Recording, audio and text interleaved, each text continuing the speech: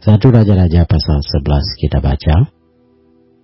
Adapun Raja Salomo mencintai banyak perempuan asing.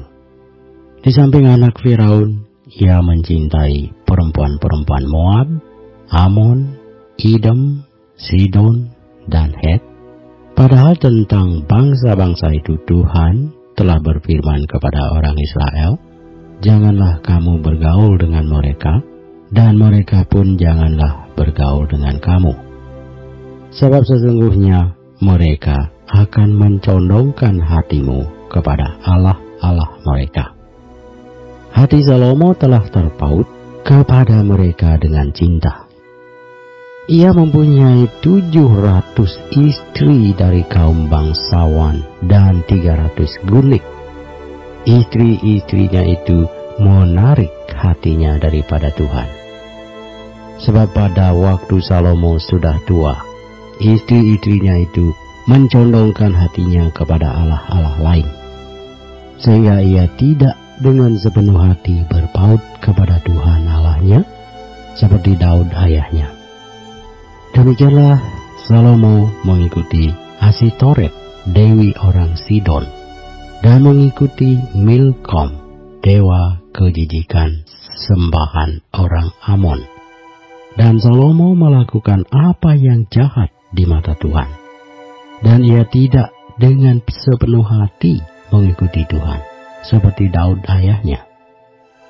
Pada waktu itu Salomo mendirikan bukit pengorbanan bagi Kamos, dewa kejijikan sembahan orang Moab, di gunung di sebelah timur Yerusalem, dan bagi Molok, dewa kejijikan sembahan Bani Amon. Demikian juga dilakukannya bagi semua istrinya, orang-orang asing itu, yang mempersembahkan korban ukupan dan korban sembelihan kepada Allah-Allah mereka. Sebab itu Tuhan menunjukkan murkanya kepada Salomo, sebab hatinya telah menyimpang daripada Tuhan Allah Israel, yang telah 2 kali menampakkan diri kepadanya, dan yang telah memerintahkan kepadanya dalam hal ini, supaya jangan mengikuti Allah-Allah lain, akan tetapi ia tidak berpegang pada yang diperintahkan Tuhan. Lalu berfirmanlah Tuhan kepada Salomo, oleh karena begitu kelakuanmu, yakni engkau tidak berpegang pada perjanjian dan segala ketetapanku yang telah kuperintahkan kepadamu, maka sesungguhnya aku akan mengoyakkan kerajaan itu daripadamu, dan akan memberikannya kepada hambamu. Hanya pada waktu hidupmu ini, aku belum mau melakukannya oleh karena Daud ayahmu, dari tangan anakmu lah aku akan mengoyakkannya. Namun demikian, kerajaan itu tidak seluruhnya akan kukoyakkan daripadanya. 1 suku akan kuberikan kepada anakmu, oleh karena hambaku Daud, dan oleh karena Yerusalem yang telah kupilih. Kemudian Tuhan membangkitkan seorang lawan Salomo, yakni Hadad orang Edom. Ia dari keturunan Raja Edom. Sesudah Daud memukul kalah orang Edom, maka Panglima Yoab pergi menguburkan orang-orang yang mati terbunuh, lalu menewaskan semua laki-laki di Edom. 6 bulan lamanya Yoab diam di sana dengan seluruh Israel, sampai dilenyapkannya semua laki-laki di Edom. Tetapi Hadad melarikan diri bersama-sama dengan beberapa orang Edom dari pegawai-pegawai ayahnya dan mengungsi ke Mesir. Adapun Hadad itu masih sangat muda. Mereka berangkat dari Midian, lalu sampai ke Paran. Mereka membawa beberapa orang dari Paran, lalu mereka sampai ke Mesir kepada Firaun, Raja Mesir. Ia ini memberikan rumah kepada Hadad, menentukan belanjanya, dan menyerahkan sebidang tanah kepadanya. Hadad demikian disayangi Firaun, sehingga diberikannya kepadanya seorang istri, yakni adik istrinya sendiri, adik permaisuri Tahpenes. Lalu adik Tahpenes itu melahirkan baginya seorang anak laki-laki, Genubat namanya, dan Tahpenes menyapih dia di istana Firaun, sehingga Genubat ada di istana Firaun di tengah-tengah anak-anak Firaun sendiri.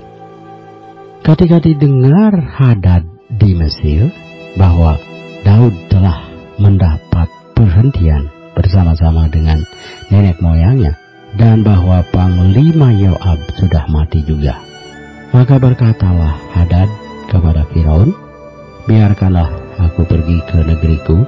Lalu bertanyalah Firaun kepadanya, "Tetapi kekurangan apakah engkau padaku ini? Maka engkau tiba-tiba berniat pergi ke negerimu?" Jawabnya, "Aku tidak kekurangan apapun, namun demikian, biarkanlah juga aku pergi." Allah membangkitkan pula seorang lawan Salomo, yakni Rezon bin Eliada, yang telah melarikan diri dari tuannya, yakni Hadadezer, Raja Soba. Ia mengumpulkan orang-orang lalu menjadi kepala gerombolan. Ketika Daud hendak membunuh mereka, maka pergilah mereka ke Damsik. Mereka diam di sana, dan disitulah mereka mengangkat Rezon menjadi raja. Dialah yang menjadi lawan Israel sepanjang umur Salomo. Ia mendatangkan malapetaka sama seperti Hadad.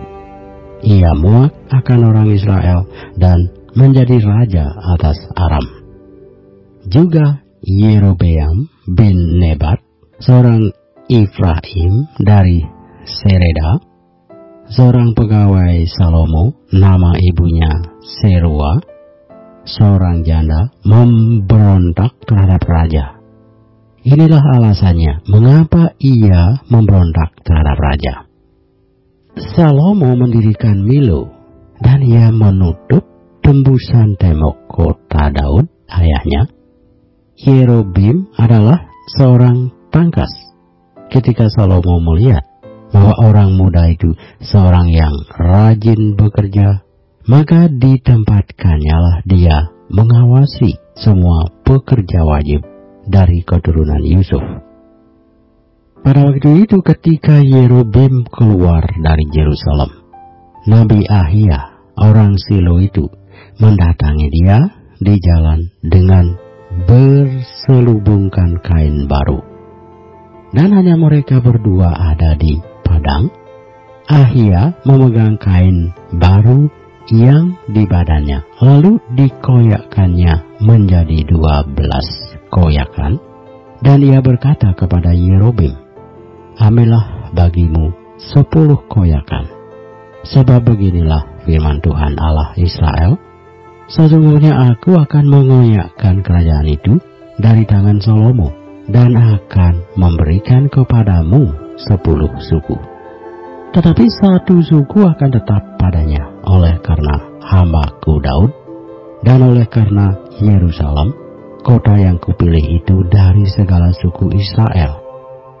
Sebabnya ialah karena ia telah meninggalkan aku, dan sujud menyembah kepada Asitoret, dewi orang Sidon, kepada Kamos, Allah orang Moab, dan kepada Milkom, Allah Bani Amon, dan ia tidak hidup menurut jalan yang kutunjukkan dengan melakukan apa yang benar di mataku, dan dengan tetap mengikuti segala ketetapan dan peraturanku seperti Daud ayahnya.